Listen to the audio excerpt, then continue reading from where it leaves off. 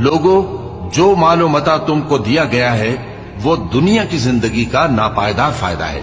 और जो कुछ अल्लाह के यहां है वो बेहतर और बाकी रहने वाला है। यानी उन लोगों के लिए जो ईमान लाए और अपने परवरदिगार पर भरोसा रखते हैं, और जो बड़े बड़े गुनाहों और बेहयाई के कामों से परहेज करते हैं, और जब गुस्सा आता है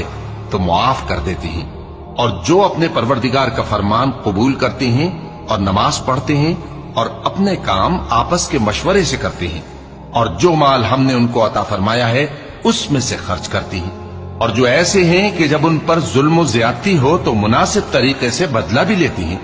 और बुराई का बदला तो उसी तरह की बुराई है, मगर जो दरगुजर करे और मामले को दुरुस्त कर दे तो उसका बदला अल्लाह के जिम्मे है। इसमें शक नहीं कि वो जुल्म करने वालों को पसंद नहीं फरमाता, और जिस पर जुल्म हुआ हो अगर वो उसके बाद इंतकाम ले ले